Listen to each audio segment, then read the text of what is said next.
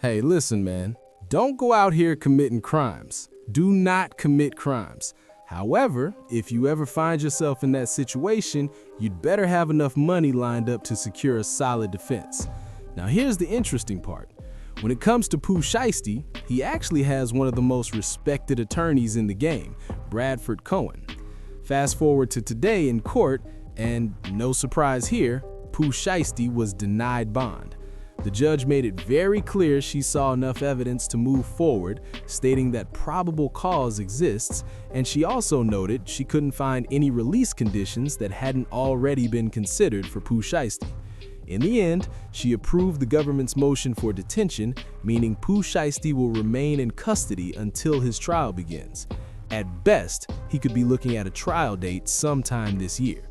Now, after the hearing wrapped up, his attorney, Brad Cohen, reportedly went off, not just criticizing the feds, but also calling out Gucci Mane as well.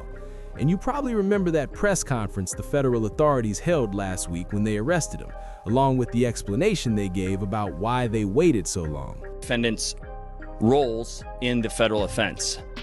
This is as follows. Electronic monitoring data placing Williams Jr. at the offense location, which would put him in violation of his home detention conditions. Cell phone records and license plate reader data corroborating the coordinated travel of multiple defendants from Memphis, Tennessee to Dallas. Rental car records confirming Williams Sr. rented a vehicle that was used by the group. Surveillance footage from the offense location, a nearby office supply store, and a hotel where several of the defendants stayed following the offense. Fingerprint evidence as well that was recovered from the crime scene, matching at least two of the defendants. Social media posts by defendants displaying what appears to be stolen property just in the days following the offense. Greyhound bus records confirming the travel of multiple defendants from Dallas to Memphis the day after the offense. In this case, came to Dallas to conduct legitimate business, and they were met with firearms and violence as alleged in the charging document. This is Chase with the Dallas Morning News again. So the initial incident happens in January 10th here in April. Can you describe the timeline and the length of time, why we're talking about this now? Because it sounds like these arrests happened recently.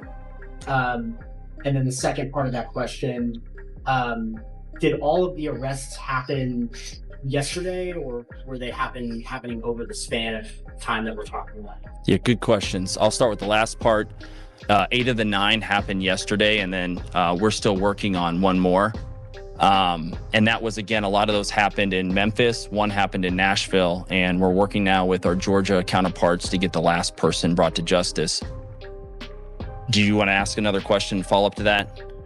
Actually, I forgot yet too. I'm going to come back after you. Okay, and remind me of your first part, sir.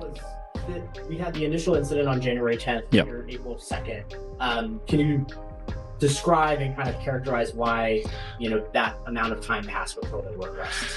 Well, that was one of the reasons I wanted to list off some of the evidence that has been uncovered to date. A lot of this was subpoena work, search warrant work, and things like that in order to develop the investigation. And so the agents here with me, the agents out in the field, it takes a little bit of time to identify who did this offense and build a case so that we feel comfortable bringing the charges. So actually that's pretty quickly for a federal case of this gravity and this nature. And so I'm very proud of the investigative work.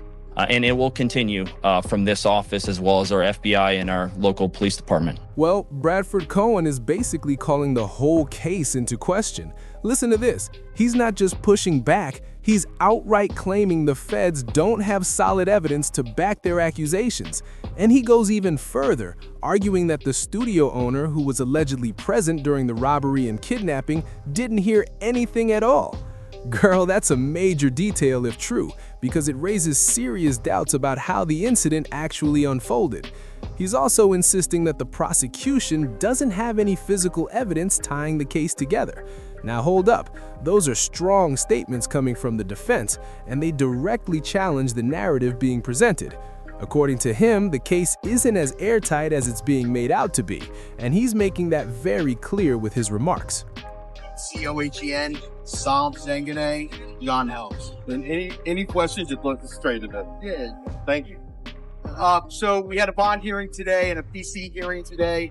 I think that the relevant things that were said today that I thought were fascinating are that it took 3 months to build a case. And I think the reason for that was because the statements that were given on the evening that this occurred were very questionable. I think the way that the statements were made, what was made, what allegedly was witnessed and what wasn't witnessed, I think gave great pause to the FBI. The FBI doesn't take 3 months to arrest someone if they believe everything that was said on the night that it occurred.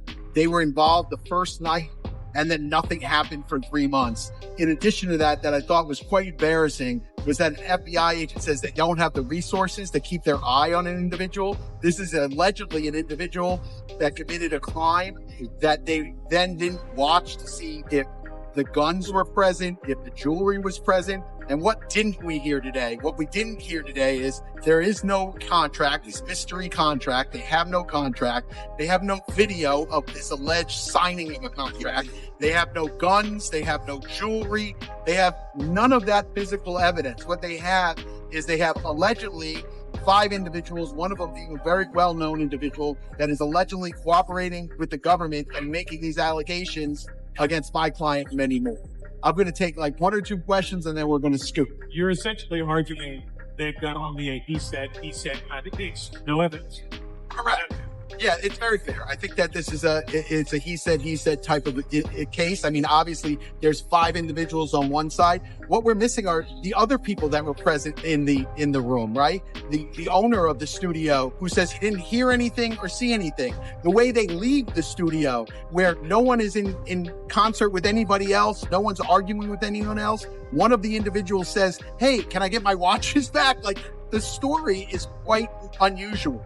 And I think that the FBI knew that. I think the investigators knew that it was unusual. And I think that's why it took so long to make the arrest. What is your response to the judge saying that, your client still violated the terms of this ankle monitor location?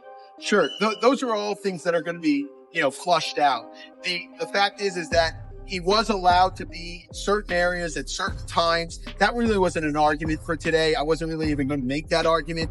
My main thrust of today was to really push on the evidence and see exactly what they had and when they had it. How about this? How about the individual who wrote the complaint, who actually drafted the complaint, who was sitting in the courtroom, who's only been an FBI agent for 4 years, does not take the stand. They put someone else on to say what she wrote in her own complaint when she's sitting in the courtroom. And that's done quite often in gamesmanship because they don't want to put a rookie on the stand and be measured by our legal team. How far away is this from trial? Oh, who knows? We're going to get discovery. We'll take a look at their discovery. They're going to say it's ongoing. I mean, think about it. They had 3 months to get this done. They had 3 months to get warrants. They didn't get warrants that night. They didn't get warrants the next night. They didn't get warrants the next month. They didn't get warrants the month after.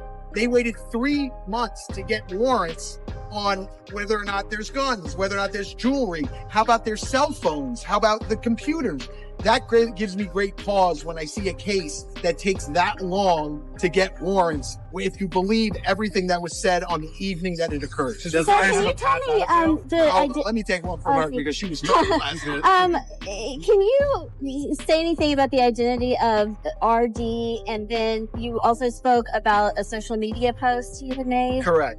So listen, I don't like when the government puts initials in and everyone takes a guess who they are. We all know who they are, right?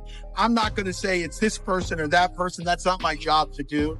But certainly there have been media posts of individuals that we suspect were involved in that evening where they're denying that it occurred or they're denying that they're giving statements to the government. I think that's unusual as well because of what the government put forward today seems to negate those statements. But we'll have to see how this all shakes out. Listen, guys, Sam and I have had many, many cases together, right? We just finished a case a couple of years ago in San Francisco on the Cash App murder case. And whenever I talk to individuals, whenever I talk to the media, I always say, this is not a straight road. It's always a very winding road. So we never know where things are going to take us. We got to look at the evidence as it comes in and we'll see what's there. I'm just shocked that you know, when they say there might be video out there, they don't have it. There might be this mystery contract. They don't have it. Oh, they were at Staples, you know, making copies. It's just a total guess.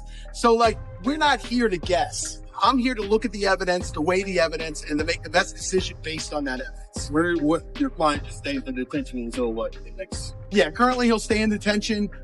We get discovery. We'll start going through that. There's going to be several motions that we're going to file, obviously, in the next couple of weeks, but that'll all come out and we'll get copies.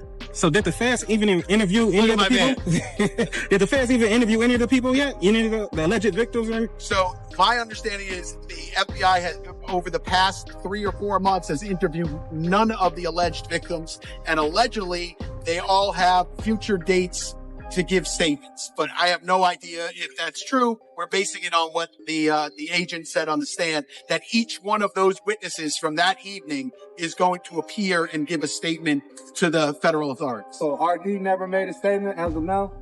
Not to the FBI. Not to the FBI, but that evening it appears from the material that they produced and from the agent's testimony is that RD gave a statement that evening, but since that evening has not given another statement. But the FBI said in the future, they're all scheduled to give statements, so we'll have to see. All right? Thank you, guys. Hey, listen, man. Right or wrong, this is exactly the type of attorney you'd want in your corner if things ever got serious. If you know you've done something, you'd better call someone like Bradford Cohen and let them handle the fight. Now, one of the biggest points the feds raised at their press conference was that POOH Shiesty was wearing an ankle monitor while in Dallas. And hold up, how do you argue you didn't commit the crime when you're supposed to be in Memphis, yet your ankle monitor data allegedly places you in Dallas the very same day the robbery happened? If you watched closely, his lawyer kinda sidestepped that question pretty quickly. Now, whether Gucci Mane ends up making any statements about POOH Shiesty's innocence or not, everything here is ultimately going to be decided inside the courtroom, and that's where the real story unfolds. For POOH Shiesty, a win would likely mean avoiding a long prison sentence, potentially 10 years or more. And let's not forget, the federal conviction rate is notoriously high, which adds even more weight to this situation. Now, I want to hear from you. Drop your thoughts in the comments below. Do you believe he's telling the truth, or is his lawyer simply doing his job and defending his client? If you enjoyed this breakdown, make sure to like the video and subscribe, and I'll catch you in the next one.